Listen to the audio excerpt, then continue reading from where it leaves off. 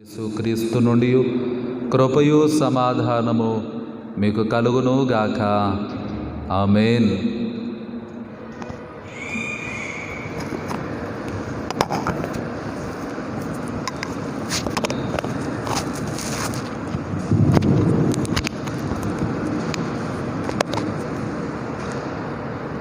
ప్రార్థన చేసుకుందాం.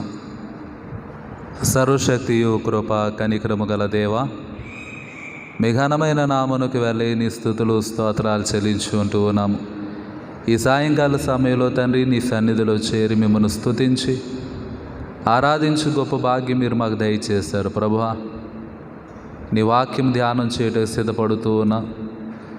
మీ దాసుని నన్ను దర్శించండి, నీ యొక్క ఆత్మలో బలపరచండి, నీ సన్నిధి తోడుగా ఉంచండి. ప్రభువా, వాక్యం వింటూ ఉన్న బిడ్డలను దర్శించండి, వారి హృదయములలో జీవము గల నీ వర్తమానము నింపండి, సంతోషము సమాధానము దయచేయండి. యేసు నామమున అడిగి వేడుకొనుచున్నాము తండ్రి, ఆమేన్.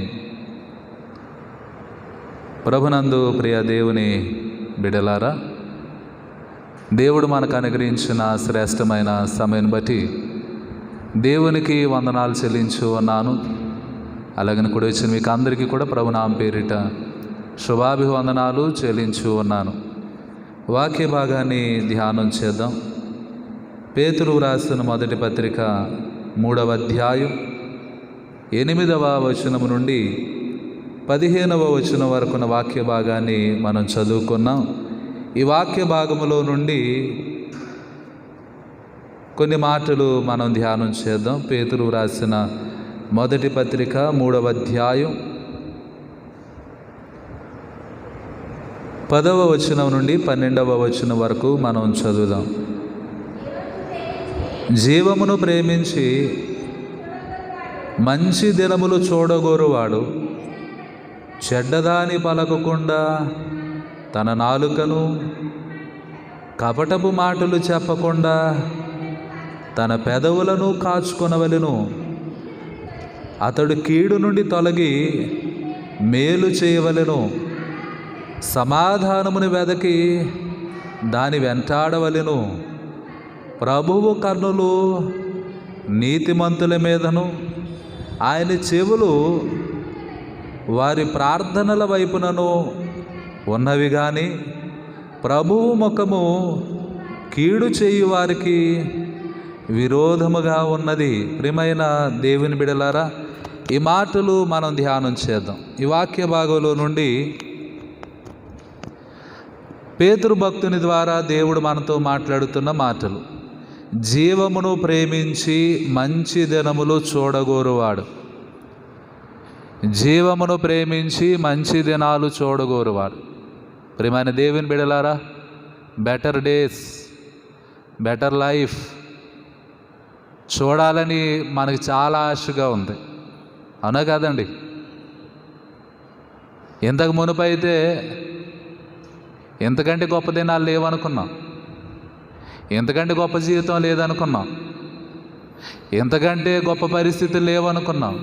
కానీ ఈరోజు మనం ఉన్నటువంటి పరిస్థితిని జ్ఞాపకం చేసుకుంటే, దేవా ఎక్కడికి మమ్మల్ని నడిపిస్తున్నాం, ఏ తీరానికి మమ్మల్ని నడిపిస్తూ ఉన్నాం, ఇప్పుడు మాకు ఎదురవుతున్నటువంటి పరిస్థితులకు కానీ బలహీనతలకు కానీ ఇప్పుడు మాకు ఎదురవుతున్నటువంటి ఈ తెగులు మధ్యలో ఏ రీతిగా మమ్మను నడిపించబోతూ ఉన్నాం అనేటువంటి దిక్కుతోచినటువంటి పరిస్థితులు మనకు ఎదురవుతున్నాయి.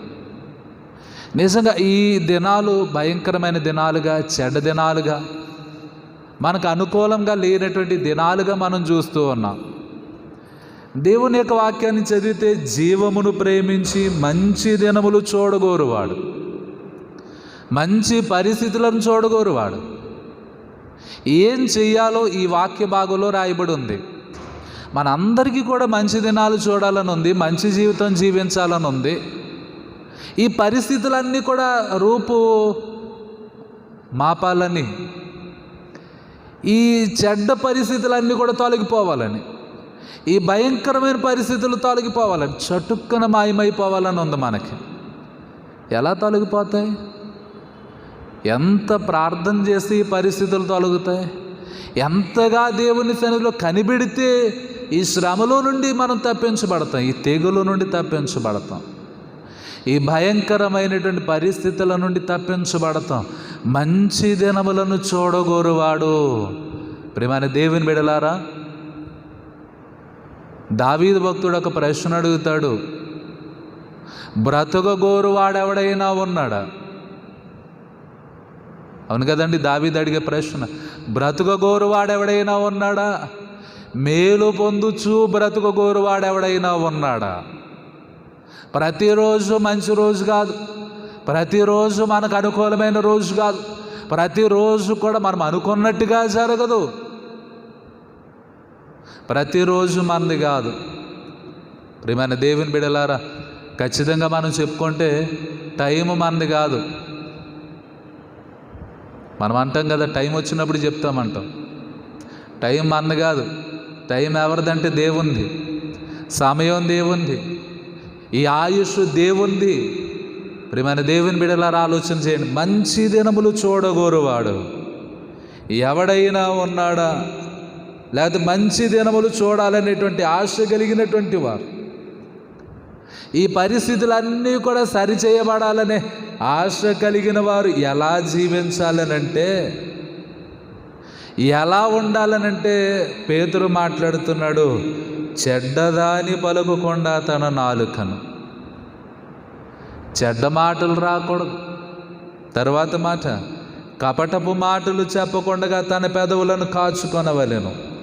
అతడు కీడు నుండి తొలగి మేలు చేయవలెను, సమాధానమును వెదకి దాని వెంటాడవలెను. కపటపు మాటలు రాకూడదు, చెడ్డ మాటలు రాకూడదు, కీడు నుండి తొలగి మేలు చేయాలి. ప్రియమైన దేవుని బిడ్డలారా, మేలు చేస్తే మంచి దినాలు చూస్తాం. మనం ఒకరికి మేలు చేస్తే మనకు కూడా మేలు చేయబడుతుంది, మనం కూడా మేలు పొందుకుంటాం. ఒకరికి మంచి చేస్తే మనకు కూడా మంచి జరుగుతుంది. అలాంటి సమయంలో మరి పేతురు మాట్లాడుతున్నాడు కదా, మీరు ఒకవేళ నీతి నిమిత్తము శ్రమపడినను మీరు ధన్యులే. వారి బెదరింపునకు భయపడకుడి, కలవరపడకుడి, నిర్మలమైన మనస్సాక్షి కలిగిన వారై ఉండండి. పవిత్రమైన పెదవులు, పవిత్రమైనటువంటి పెదవులు, పవిత్రమైనటువంటి మాటలు, మేలు చేసేవారిగా ఉండటం, సమాధానాన్ని వెతికేవారిగా ఉండటం, సమాధానాన్ని వెతికేవారిగా ఉండటం, నిర్మలమైన మనస్సాక్షి గలవారమే ఉండటం. ఎప్పుడైతే ఇలాంటి జీవితం మనం కలిగి ఉంటామో అప్పుడు మనం మంచి దినాలు చూడగలం, మంచి పరిస్థితులు చూడగలం, మంచి కార్యాలు చూడగలం. మనం మంచిగా లేకుండా మంచి పరిస్థితులు రావాలనంటే అది సాధ్యమయ్యే పనేనా అని మన జీవితాలు పరిశీలన చేసుకోవాలి. ప్రియమైన దేవుని బిడ్డలారా, దేవుని యొక్క వాక్యం ద్వారా ఈరోజు నేను ధ్యానం చేయాలనుకున్నటువంటి మాట 12వ వచనం, ప్రభువు కన్నులు నీతిమంతుల మీదను ఆయన చెవులు వారి ప్రార్థనల వైపునను ఉన్నవి కానీ ప్రభువు ముఖము కీడు చేయవారికి విరోధముగా ఉన్నది.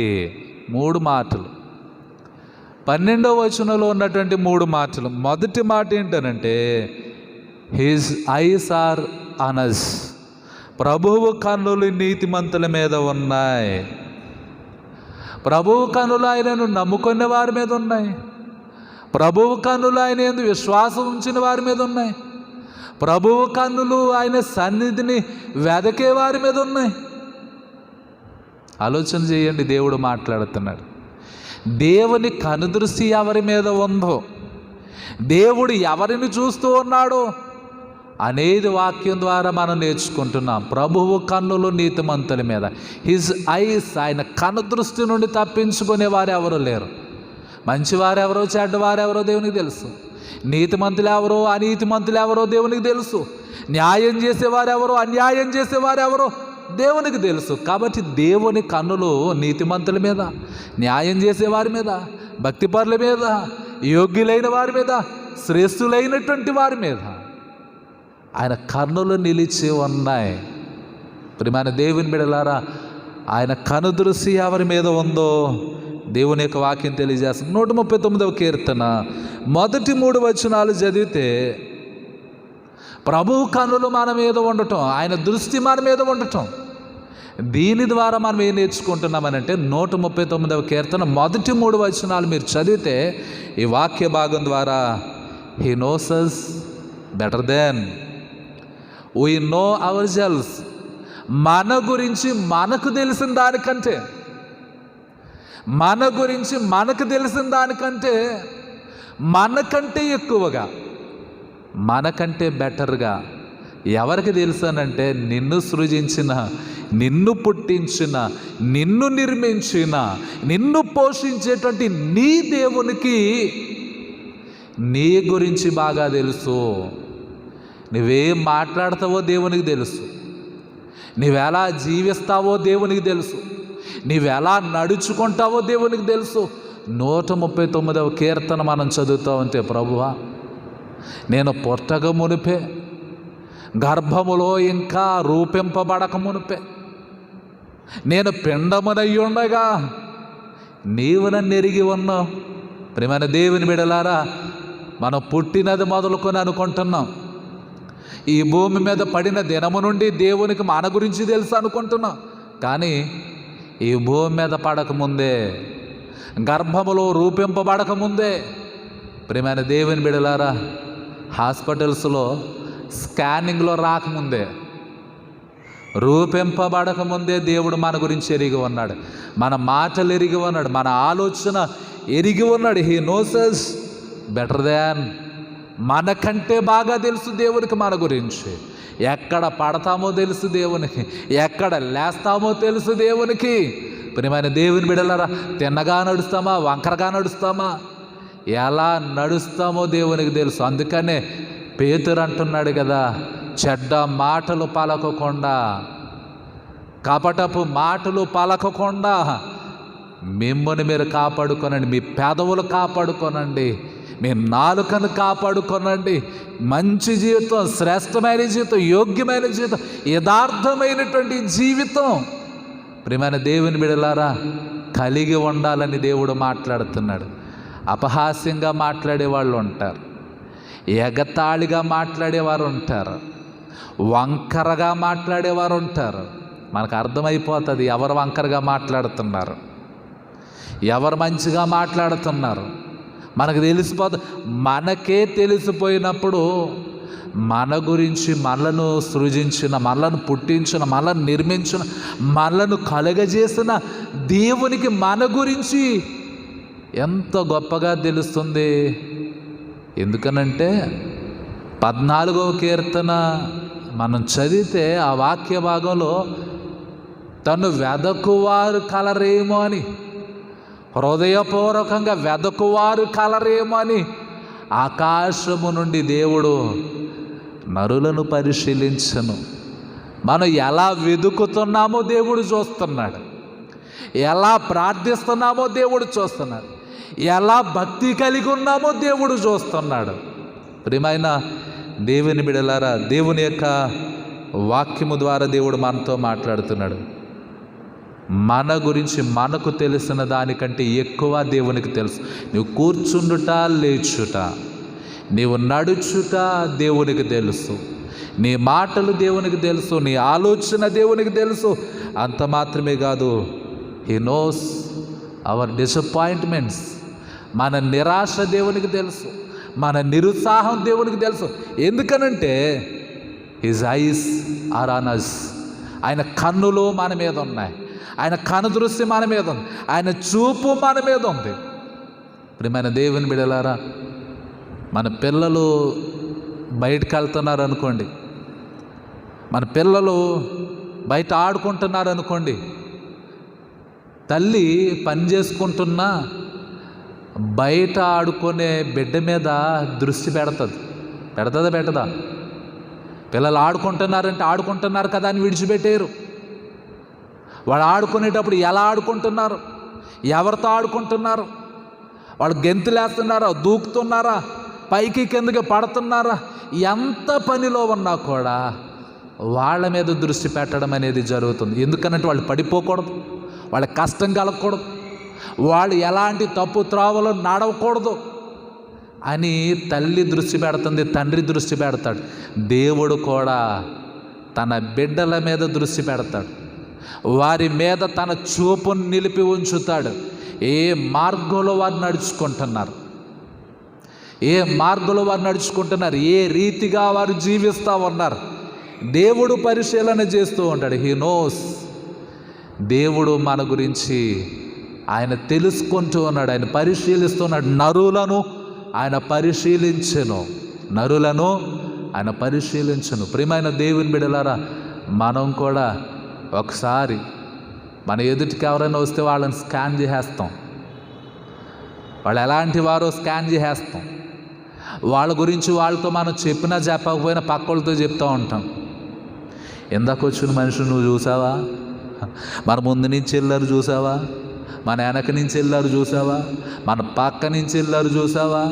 ప్రియమైన దేవుని బిడలారా, ఆలోచన చేయండి. మన ప్రక్క నుంచి, మన ముందు నుంచి, మన వెనక నుంచి వెళ్ళేటువంటి వాళ్ళు కూడా మనకెందుకు? దేవుడు మనల్ని పరిశీలన చేస్తున్నాడు. మనం పై రూపాన్నే లక్ష్య పెడతాం. ప్రియమైన దేవుని బిడలారా, దేవుడు ఏమి లక్ష్య పెడతాడనంటే హృదయాన్ని లక్ష్య పెడతాడు, హృదయాంతరంగాన్ని లక్ష్య పెడతాడు. ఆ హృదయములో ఉండే లోతైన స్వభావాన్ని దేవుడు లక్ష్య పెడతాడు. ప్రియమైన దేవుని బిడలారా, దేవుడు లక్ష్య పెట్టిన తర్వాత, దేవుడు కనిపెట్టిన తర్వాత, దేవుడు చూసిన తర్వాత ఒక దినాన దేవుడు పట్టుకుంటాడు. యాకోబును పట్టుకున్నట్టు పట్టుకుంటాడు దేవుడు. యాకోబును పట్టుకున్నట్టు దేవుడు పట్టుకుంటాడు. యాకోబు ఆడే అబద్ధం తెలుసు దేవునికి, మాట్లాడే మాటలు తెలుసు దేవునికి. యాకోబు యొక్క పన్నాగాలు తెలుసు, ప్రణాళికలు తెలుసు. ఎందుకనంటే హిజ్ ఐస్, ఆయన కన్నులు యాకోబు మీద ఉన్నాయి, ఆయన కన్నులు దావీదు మీద ఉన్నాయి, ఆయన కన్నులు సంసోని మీద ఉన్నాయి, ఆయన కన్నులు ఇస్కరియోతు యోధా మీద ఉన్నాయి. ప్రియమైన దేవుని బిడలారా, ఇస్కరియోతు యోధా కలవరపడుతుంటే కమ్యూనియన్ ఎప్పుడైపోతుందా అని కంగారు పడుతున్నాడు ఇస్కరియోతు యోధా. ఎందుకు కంగారు పడుతున్నాడు? రొట్టె ద్రాక్ష రసం తీసుకుంటూ పని అయిపోద్ది. ఆ రొట్టె ద్రాక్ష రసం తీసుకున్నాక ఎంత తప్పైనా చేయొచ్చు, అవునా కాదండి? ఇస్కరియోతు యోధా లాంటి జీవితమే ఉంది ఈనాడు కూడా అనేకుల్లో మనం చూస్తున్నాం.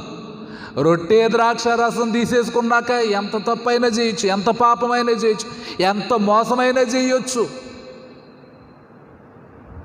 ప్రియమైన దేవుని బిడలారా, ఆలోచన చేయండి. ఇస్కరియోతు యోధా కంగారు పడుతుంటే యేసుక్రీస్తు వారు అంటున్నారు, యోధా నువ్వు వెళ్ళొచ్చు, నువ్వు చెయ్యదలసింది త్వరగా చేసే అంటున్నాడు దేవుడు.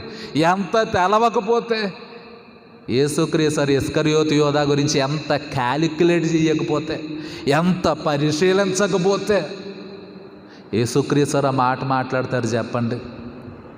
ప్రియమైన దేవుని బిడలారా, మనం కొంతవరకే తెలుసుకుంటాం, మనుషులను కొంతవరకే చూస్తాం. మన దేవుడు ఆమూలాగ్రం. దేవుడు మనలను శిరస్సు నుంచి అరికాలి వరకు ఎరిగినటువంటి దేవుడు, పరిశీలించే దేవుడు, చూచుచున్నటువంటి దేవుడు. నువ్వు కూర్చుండుట, లేచుట, నువ్వు పడకకు వచ్చుట దేవునికి తెలుసు. ప్రియమైన దేవుని బిడలారా, దేవుని యొక్క వాక్యం మాట్లాడుతూ ఉంది. తర్వాత మాట నేను జ్ఞాపకం చేస్తున్నాను. పేతురు భక్తుని ద్వారా మరి దేవుడు తెలియజేసినటువంటి మాట, ఆయన కన్నులు, ప్రభువు కన్నులు నీతిమంతుల మీద ఉన్నాయి. తర్వాత మాట ఏంటనంటే ఆయన చెవులు. చూడండి ఆ మాటలు, 12వ వచనం, పేతురు రాసిన మొదటి పత్రిక 3వ అధ్యాయం 12వ వచనం. ఆయన చెవులు వారి ప్రార్థనల వైపునను ఉన్నవి. His ears are open to us. ఎప్పుడు ప్రార్థన చేస్తామా అన్నట్టుగా ఆయన చెవులు మన ప్రార్థనల వైపునకు తిరిగి ఉన్నాయి. మనం చేసే ప్రార్థన వినడానికి ప్రభువు సిద్ధంగా ఉన్నాడు. మనం ప్రార్థన చేస్తే వినడానికి ప్రభువు సిద్ధంగా ఉన్నాడు, కానీ ప్రభువు సిద్ధంగా ఉన్నాడు కాబట్టి నేను ప్రార్థన చేయాలని సిద్ధంగా ఉన్న విశ్వాసులు ఉన్నారా? నేను అనుకుంటాను ఎన్నో భయంకరమైన పరిస్థితులు ఉన్నాయి. దుర్దినాలలో ఉన్నాం, తెగుల మధ్యలో ఉన్నాం, శ్రమల మధ్యలో ఉన్నాం. ఒక అరగంట ప్రార్థన చేద్దాం, కుటుంబంలో ఏకీభవించి, గృహాలలో ఏకీభవించి ఏకాంత ప్రార్థన చేద్దాం, మోకరించి ప్రార్థన చేద్దాం, కన్నీరు విడిచి ప్రార్థన చేద్దాం. ప్రభువా రక్షించండి, సహాయం చేయండి, దయచూపండి, విడుదల దయచేయండి, నెమ్మది దయచేయండి, రక్షణ దయచేయండి, స్వస్థపరచండి, నీ గొప్ప కార్యాలు జరిగించండి. పని లేని దినాలు, ఉద్యోగాలు లేని దినాలు, చదువులు లేని దినాలు. ప్రియమైన దేవుని బిడలారా, ప్రతికూలమైనటువంటి పరిస్థితులు ఎటు వెళ్ళినా కూడా మనకు ఆటంకాలు, అవరోధాలు ఎదురవుతున్నటువంటి పరిస్థితుల్లో మనం ప్రభువుతో దేవుని యొక్క సన్నిధిలో ప్రార్థన చేద్దాం. ఆయన మన ప్రార్థన కొరకు సిద్ధంగా ఉన్నాడు. ఆయన చెవులు వారి ప్రార్థన వైపునను ఉన్నవి. కానీ సొలొమోను మహారాజు దేవాలయాన్ని ప్రతిష్ఠించి ప్రార్థన చేస్తూ, ప్రభువా ఈ మందిరము తట్టు తిరిగి ఎవరు ప్రార్థన చేస్తారో వారి ప్రార్థనని ఆలకించు అన్నాడా లేదా? దేవాలయాన్ని ప్రతిష్ఠించి చెప్పినటువంటి ప్రార్థన, ఆయన ప్రతిష్ఠించి చేసినటువంటి ప్రార్థన. ప్రియమైన దేవుని బిడ్డలారా, మోయర్ మెమోరియల్ లూథరన్ సంఘాన్ని కూడా, దేవాలయాన్ని కూడా, నూతన దేవాలయాన్ని కూడా ప్రతిష్ఠించినప్పుడు చేసినటువంటి ప్రతిష్ఠిత ప్రార్థన, అయ్యా ఈ దేవాలయము తట్టు తిరిగి దేవా అని ఎవరైతే మొరపెడతారో వారి ప్రార్థన ఆలకించండి. ఎక్కడ సొలొమోను చేసిన ఈ ప్రార్థన? బబులోను దేశంలో ఎక్కడ దానియేలు చేసిన ప్రార్థన? యెరూషలేము దేవాలయము తట్టు కిటికీలు తెరిచి చేసినటువంటి ప్రార్థన. ప్రియమైన దేవుని బిడ్డలారా, ఆలోచన చేయండి. దేవుని యొక్క వాక్యం మనతో మాట్లాడుతుంది. దేవుని యొక్క సన్నిధి తట్టు తిరిగి చేసేటువంటి ప్రార్థన. ప్రియమైన దేవుని బిడ్డలారా, ఉదయకాల ఆరాధన జరుగుతూ ఉంటే ఎంత బాధ కలిగేదో, ఎంత వేదన కలిగేదో. ఉదయకాల ఆరాధన జరిగేటప్పుడు కదిలింపబడిన వారు, ప్రేరేపింపబడిన వారు ఉదయకాల సమయంలో మందిరం యొక్క ద్వారాలు తెరవబడుతున్నాయి. దేవుని సన్నిధిలోనికి వెళ్ళి ప్రార్థన చేద్దాం, మోకరిద్దాం, కన్నీరు విడుద్దాం. ఈరోజు మనం ప్రార్థన చేద్దామని అవకాశం లేనటువంటి పరిస్థితులు. రేపటి నుండి 19వ తారీఖు వరకు, 19వ తారీఖు వరకు అంటున్నారు, కానీ ఏ 19వ తారీఖు అవుతుందో తెలియదు మనకి. అవునా కాదండి? ఈ 19 అనుకుంటున్నాం మనం.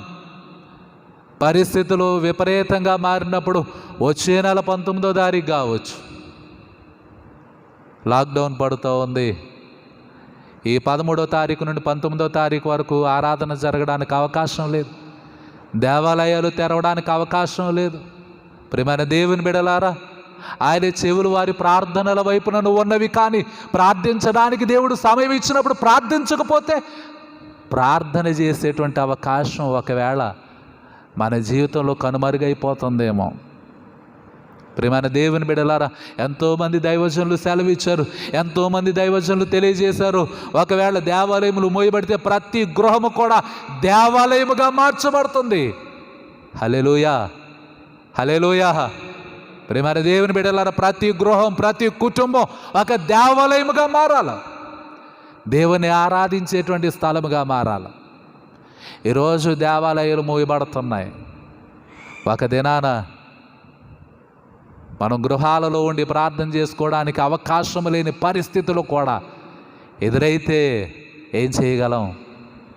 పండుగలు లేవు, వ్రతాలు లేవు, ఉపవాస దినాలు లేవు, ఆర్భాటాలు లేవు, వివాహాలు లేవు, పరిశుద్ధ దినాలు లేవు. ఆమోసు గ్రంథంలో చెప్పబడినటువంటి మాటలు, ప్రవక్తల ద్వారా ప్రవచింపబడినటువంటి ప్రవచనాలు, మత్తయి సువార్త 24వ అధ్యాయంలో యేసుక్రీస్తు వారు ఈ పట్టణము నిలవనేరన్నటువంటి పరిస్థితులు రాబోతున్నాయి. భయంకరమైన దినాలు రాబోతున్నాయి. ప్రియమైన దేవుని బిడ్డలారా, ప్రభు సెలవిచ్చిన సూచన, ఆ సూచనలు నెరవేరుతూ ఉన్నాయి. మనం దేవుని యొక్క సన్నిధానంలో ఏ రీతిగా మనం ప్రార్థన చేస్తున్నాం, మోకరించి ప్రార్థించడానికి మోకరించి ప్రార్థించడానికి నీవు సిద్ధంగా ఉన్న ప్రభువు సిద్ధంగా ఉన్నాడు నీ ప్రార్థన వినడానికి. సమస్యలు ఉన్న మనమే ప్రార్థన చేయకపోతే, బలహీనత ఉన్న మనమే ప్రార్థన చేయకపోతే, ఈ ఇబ్బందుల్లో ఉన్న మనమే ప్రార్థన చేయకపోతే, ఆ సమస్యను తీర్చి ఆ బలహీనత తీర్చి స్వస్థపరిచేటువంటి దేవుడు నీ ప్రార్థన వినడం లేదని ఎందుకు కంగారు పడతాం? ఎందుకు గొడవ చేస్తాం? మనం ఎందుకు ఆందోళన పడతాం? దేవుడు ప్రార్థన చేయడానికి అవకాశం ఇచ్చినప్పుడు మనం ప్రార్థన చేయక, శ్రద్ధగా ప్రార్థన చేయక, విశ్వాసంతో ప్రార్థన చేయక. ప్రియమైన దేవుని బిడ్డలారా, దేవుడు మనతో మాట్లాడుతున్నాడు. His ears are open to us. కాబట్టి praying for the right time, సరైన సమయంలో ప్రార్థన చేయాలి. Praying for the right things, సరైనటువంటి విషయాల కొరకు మనం ప్రార్థన చేయాలి. యాకోబు పత్రిక 4వ అధ్యాయం, యాకోబు పత్రిక 4వ అధ్యాయం 1వ వచనం నుండి మనం చదివి, మీలో యుద్ధములను పోరాటములను దేని నుండి కలుగుచున్నవి? మీ అవయవములలో పోరాడు మీ భోగేచ్ఛల నుండియే కదా. మీరు ఆశించుచున్నారు కానీ మీకు దొరకటలేదు. నరహత్య చేయుదురు, మత్సరపడుదురు కానీ సంపాదించుకొనలేరు. పోట్లాడుదురు, యుద్ధము చేయుదురు కానీ దేవుని అడుగనందున మీకేమీ దొరకదు. దేవుని అడుగనందున మీకేమీ దొరకదు. లూకాసు వార్త 5వ అధ్యాయం 1 నుండి 11 వచనాలు చదివితే, ప్రభువా రాత్రంతా ప్రయాసపడ్డాం కానీ మాకేమీ దొరకలేదు. ప్రభువు లేకుండా ప్రయాసపడితే ఏం దొరుకుతుంది చెప్పండి? ప్రభువు లేకుండా పోరాటం చేస్తే ఏం దొరుకుతుంది చెప్పండి? ప్రభువు లేకుండా తొందరపడితే ఏం దొరుకుతుంది చెప్పండి? ఏం పొందుకుంటాను చెప్పండి? ప్రియమైన దేవుని బిడలారా, అందుకనే మోషే అంటాడు, ప్రభువా నీవు మాతో రాని ఎడలా మమ్మును నీవు వాగ్దాన దేశమునకు తోడుకొని పోవద్దు.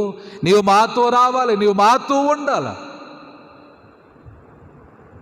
మరియ మార్తలు అంటారు, ప్రభువా నీవెక్కడ ఉండిన ఎడల, నీవెక్కడ ఉండిన ఎడల మా సహోదరుడు చావకుండును. దేవుడు మనతో ఉంటే ఎంత లాభమో, ఎంత ఆశీర్వాదము అనేది మరియ మార్తలు గుర్తించిన రీతిగా మనం గుర్తించాలి. మీరు దేవుని అడుగనందున మీకేమీ దొరకదు. తర్వాత మాట చూడండి, మీరు అడిగినను మీ భోగముల నిమిత్తము వినియోగించుటకై దురుద్దేశముతో అడుగుదురు గనుక మీకేమీ దొరకటలేదు. అడిగేటప్పుడు ఎలా అడుగుతున్నారట? దురుద్దేశంతో అడుగుతున్నారు. ప్రభువా నాకే కావాలి, అంతా నాకే కావాలి. ప్రియమైన దేవుని బిడ్డలారా, మీరు దురుద్దేశంతో అడుగుతున్నారు, మీరు స్వార్థముతో అడుగుతున్నారు, యథార్థ హృదయముతో అడుగుటలేదు కాబట్టి మీకు దొరుకుటలేదు అని దేవుడు మాట్లాడుతున్నాడు. మనం చేసేటువంటి ప్రార్థన మొదట మన మీద కాన్సన్ట్రేషన్ కంటే మన పొరుగు వారి కొరకు మనం ప్రార్థన చేయాలి. ఆపదలో ఉన్నవారి కొరకు ప్రార్థన చేయాలి, ఇబ్బందులో ఉన్నవారి కొరకు ప్రార్థన చేయాలి, సమస్యలు ఉన్నవారి కొరకు ప్రార్థన చేయాలి, కలతలో ఉన్నవారి కొరకు ప్రార్థన చేయాలి, లేమిలో ఉన్నవారి కొరకు మనం ప్రార్థన చేయాలి, సమాధానము లేని వారి కొరకు ప్రార్థన చేయాలి. ప్రియమైన దేవుని బిడ్డలారా, దేవుడు మనతో మాట్లాడుతున్నాడు. His ears are open to us. మన వైపు ఆయన తిరిగి ఉన్నాడు మన ప్రార్థనలు ఆలకించడానికి. మనం ఎప్పుడు ప్రార్థన చేసిన ప్రే ఫర్ హెల్త్, ఆరోగ్యం కొరకు. ప్రభువా నాకు ఆరోగ్యం కావాలి, నాకు బలం కావాలి, నాకు సామర్థ్యం కావాలి, నీ పరిశుద్ధాస్తం నా మీద ఉంచండి, నీ పరిశుద్ధ రక్తం నా మీద ప్రోక్షింపచేయండి, నన్ను శుద్ధినిగా చేయండి, నాకు ఆరోగ్యంగా. దేవుడు నీకు ఆరోగ్యం ఇస్తే ఏం చేస్తావు? పని చేసుకుంటాం, అంతే కదండి. దేవుడు ఆరోగ్యం ఇస్తే ఏం చేస్తారు? దేవుడు ఆరోగ్యం ఇచ్చాడు కదా అని మనం పరిగెత్తుకొచ్చి దేవుని సన్నిధిలోనికి వచ్చి ఆరాధిస్తామా? కుంటివాడి కాళ్ళు వచ్చిన తర్వాత దేవాలయంలోకి వచ్చి దేవుని ఆరాధించాడు. అమ్మయ్య ఈయన్ని బట్టలు ఎట్టుకున్నాను, నీరసంగా ఉంది, ఎలా ఉతుకుదామా అనుకున్నాను, ఒక ప్రార్థన చేసేసరికి బలం వచ్చింది, ఆరోగ్యం వచ్చింది, కాబట్టి ఈ బట్టలన్నీ ఉతికేసుకోవచ్చు అనుకుంటాం మనం. అవునా కాదండి? దేవుని యొక్క వాక్యం ద్వారా మనం నేర్చుకుంటున్నాం. Pray for health. దేవుడు నీకు ఆరోగ్యం ఇస్తే ఏం చేస్తావు? Pray for happiness. సంతోషం కావాలని అడుగుతాం. ప్రభా, ఈ విచారం నాకు కలగకూడదని ప్రార్థన చేస్తాం. ఈ దుఃఖము నాకు కలగకూడదని ప్రార్థన చేస్తాం. ఈ కష్టాల కడగడ్లు నా జీవితంలో ఉండకూడదని ప్రార్థన చేస్తాం. దేవుడు నీ ప్రార్థన ఆలకించి నీ జీవితంలో ఉన్నటువంటి దుఃఖాన్ని తొలగించి నీకు సంతోషం ఇస్తే ఏం చేస్తారు చెప్పండి? లోకంలో చాలా సెలబ్రేషన్స్ ఉన్నాయి. సంతోషం కలిగితే చాలు సెలబ్రేట్ చేసుకోవడం. వారి సంతోషాన్ని ఏ రీతిగా సెలబ్రేట్ చేసుకోవాలో ప్రియమైన దేవుని బిడ్డలారా, క్రైస్తవులైనటువంటి వారు birthday celebrations, marriage day celebrations రకరకాలుగా ఉంటాయి. ఒకవైపు మనం ప్రార్థనలో ఉంటాం, ఒకవైపు ఏమో ఫ్రెండ్స్ వచ్చారండి, చిన్న పార్టీ అంటారు. ఎవరు వచ్చారట? ఫ్రెండ్స్ వచ్చారండి. నలుగురు వచ్చారండి, నలుగురితో చిన్న పార్టీ, చిన్న సరదా అండి, అంతే. ఒకవైపు ఏమో ప్రార్థన చేస్తాం, ఇంకోవైపు ఏమో సరదా అంటాం. అవునా కాదండి? దేనికి మనం ప్రాధాన్యతనిస్తూ ఉన్నాం? Pray for happiness. సంతోషం కొరకు మనం ప్రార్థన చేస్తాం. దేవుడు నీకు ఇచ్చినటువంటి సంతోషాన్ని, ఆ సంతోషంలో నీవు దేవుని సన్నిధిలోనికి వచ్చి ఆ సంతోషాన్ని నీవు సెలబ్రేట్ చేస్తున్నావా? ప్రియమైన దేవుని బిడ్డలారా, మన దేవుని సన్నిధిలో సంతోషాన్ని దేవునితో పంచుకోవడానికి మనం ఖర్చు పెట్టేదానికంటే లోకంలో ఉన్నటువంటి వారితో, స్నేహితులతో కావచ్చు, రిలేటివ్స్తో కావచ్చు, ఆ సంతోషాన్ని సెలబ్రేట్ చేయడానికి పెట్టే ఖర్చు ఎక్కువ. దేవుని కార్యాల కొరకు ఖర్చు పెట్టే ఖర్చు కంటే మనకు సంతోషం కలిగించేటువంటి లోక సంబంధమైన సంతోషం కొరకు ఖర్చు పెట్టే ఖర్చు ఎక్కువ. ప్రియమైన దేవుని బిడ్డలారా, ఒక విషయాన్ని నేను జ్ఞాపకం చేస్తాను. క్రిస్మస్లో పండగ వచ్చింది కదా అని సెలబ్రేషన్ నిజంగా చాలా హడావిడి చేసేస్తాం. కేక్స్ అంటాం, డ్రెస్సులు అంటాం, షాపింగ్, రకరకాలైనటువంటి హడావిడి ఆర్భాటం. ప్రియమైన దేవుని బిడ్డలారా, క్రిస్మస్ నెలలో నీవు నీ కొరకు పెట్టిన ఖర్చు, అలాగే క్రిస్మస్ కానుకని దేవునికి ఇస్తాం. నీవు నీ కోసం పెట్టిన ఖర్చును నీవు దేవునికి ఇచ్చేటువంటి అర్పణ ప్రక్కన పెట్టి చూస్తే సరితూగుద్దంటారా? చెప్పండి, సరితూగుతుందా? ప్రియమైన దేవుని బిడ్డలారా, ప్రే ఫర్ హ్యాపీనెస్. సంతోషము కొరకు ప్రార్థన చేస్తున్నాం. తర్వాత ప్రే ఫర్ సక్సెస్ కావాలని ప్రార్థన చేస్తాం. జయము కావాలని ప్రార్థన చేస్తాం. ప్రభువా, ఇదిగో నేను ఈ పని తలపెట్టాను, ఈ పని విజయవంతం కావాలి. విజయవంతమైపోతే వివాహం కావాలని ప్రార్థన చేస్తారు, వివాహం జరిగిపోతుంది. పిల్లలు కావాలని ప్రార్థన చేస్తాం, పిల్లలు కలుగుతారు. ఉద్యోగం రావాలని ప్రార్థన చేస్తాం, ఉద్యోగం దొరుకుతుంది. నువ్వు చేసినటువంటి ప్రతి ప్రార్థన దేవుడు నెరవేర్చిన తర్వాత నువ్వే రీతిగా రెస్పాండ్ అవుతున్నావు, ఏ రీతిగా మనం స్పందిస్తున్నాం? పేతురు అంటున్నాడు, ప్రభువా, రాత్రంతా మేము చేపలు పట్టాం కానీ మాకేమీ దొరకలేదు, అయినను నీ మాట చొప్పున మేము వలలు వేతమని చెప్పాడు. వలలు వేశాడు, వలలు సరిపోలా, వలలు తట్టుకోలేకపోయినాయి, వలలు పిగిలిపోతున్నాయి, దోణిలు సరిపోలేదు, ఇంకో దోణి కావలసి వచ్చింది. మనుషులు సరిపోలేదు, ఇంకా మనుషులు కావలసి వచ్చింది ఆ చేపలు నిండినటువంటి వలలను ఒడ్డుకు లాగడానికి. నిజంగా ప్రభువు చేసినటువంటి కార్యం ఎంత గొప్ప కార్యమో చూడండి. పేతురు విస్మయం పొందాడు, అక్కడ ఉన్నటువంటి మిగిలినటువంటి శిష్యులు విస్మయం పొందారు, అక్కడికి వచ్చినటువంటి ప్రజలు విస్మయం పొందారు. రాత్రంతా వలలు వేసి ఒక్క చేప కూడా పడలేదు. ప్రభువు రాగానే వారి జీవితంలో వెలుగొచ్చింది, ప్రభువు రాగానే వారి జీవితంలో అద్భుతం జరిగింది. ప్రియమైన దేవుని బిడ్డలారా, అక్కడ పేతురు మోకాళ్ళ మీద పడ్డాడు, సాగిల పడి అద్భుతం జరిగిన తర్వాత ప్రభు పాదాల మీద పడి, ప్రభువా, నేను పాపాత్ముడను, నన్ను విడిచిపోము, నేను పాపాత్ముడను, ప్రియమైన దేవుని బిడ్డలారా, నీ అద్భుతం ముందు నేను నిలవలేను, నీ ఆశీర్వాదం ముందు నేను నిలవలేను. నేను యోగ్యుడను కాను, నేను పాత్రుడను కాను, నేను పాపాత్ముడను. ప్రియమైన దేవుని బిడ్డలారా, దేవుడు చేసేటువంటి అద్భుతాలు చూసిన తర్వాత, అద్భుతాలు జరిగిన తర్వాత ఆ కార్యాలకు మనం పాత్రులమేనా?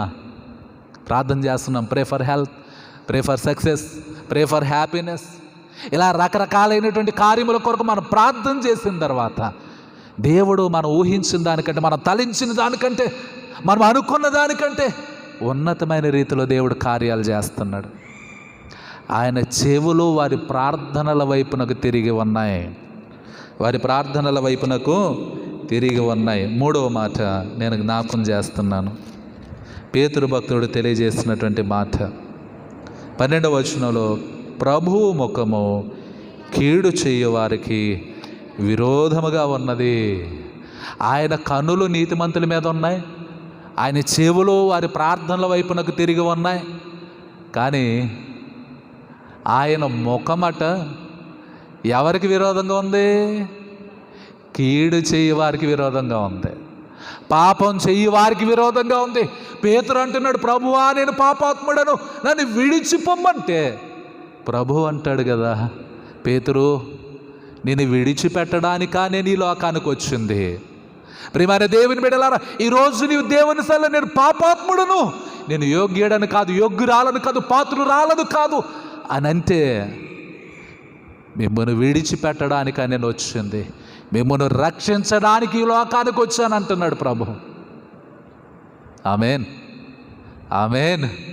రక్షించడానికి పాత్రులు కానటువంటి వారు, యోగ్యులు కానటువంటి వారు యోగ్యులుగా చేయటానికి యేసయ్య ఈ లోకానికి వచ్చారు. ప్రియమైన దేవుని బిడ్డలారా, పేతురు జీవితంలో ఎంత గొప్ప కార్యం జరిగింది. ఒకవేళ మనం కీడు చేస్తే దేవుని ముఖం మనకు విరోధంగా త్రిప్పబడుతుంది, దేవుడు మనకు ఎడంగా జరుగుతాడు. ఇశ్రాయేలు ప్రజలను ఐగుప్తు దేశ ప్రజలు ఎంత బాధ పెట్టారు, ఎంతగా వారిని హింసించారో, దేవుడు వారికి విరోధమయ్యాడు, దేవుడు వారికి విరోధమయ్యాడు. ఐగుప్తు సైన్యాన్ని నాశనము చేస్తేనే కానీ, ఎర్ర సముద్రంలో ముంచితేనే కానీ దేవుని కోపం తీరలేదు. కీడు చేయి వారికి ఆయన విరోధంగా ఉన్నాడు.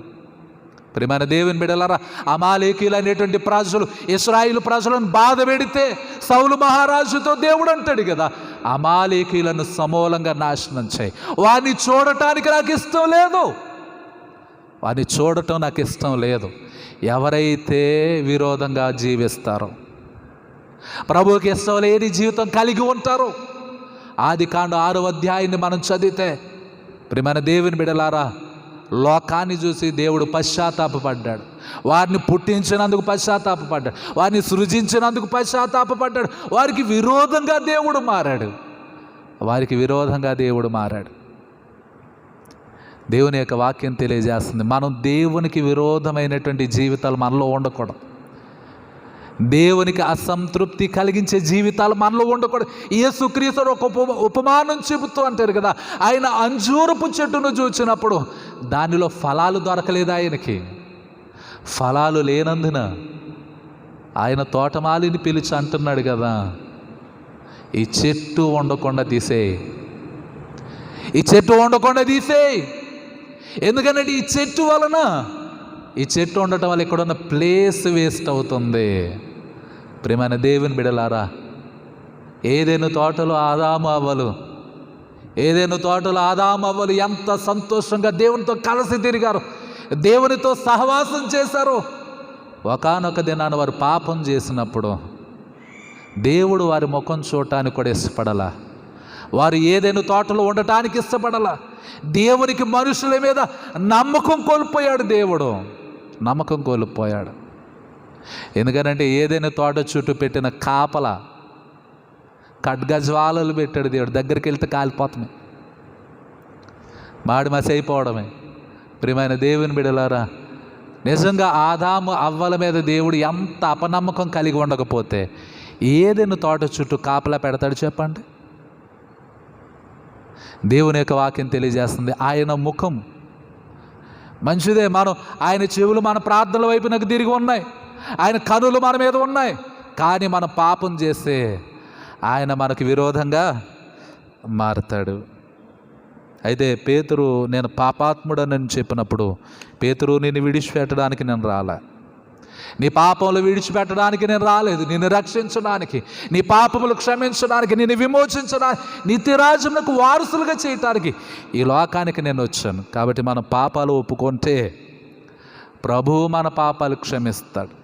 శిలువ రక్తంలో మన యొక్క ప్రతి పాపాన్ని ఆయన కడిగి పవిత్రపరుస్తాడు, నీతిమంతులుగా మారుస్తాడు, యథార్థవంతులుగా మారుస్తాడు, దేవునితో మనల్ని సమాధానపరుస్తాడు. అలాగూ మనము నీతిమంతులుగా మార్చబడటానికి, మన పాపముల నుండి విడుదల పొందడానికి పరిశుద్ధాత్మదేవుడు మనకు తోడయ్యుండి నడిపించునుగాక.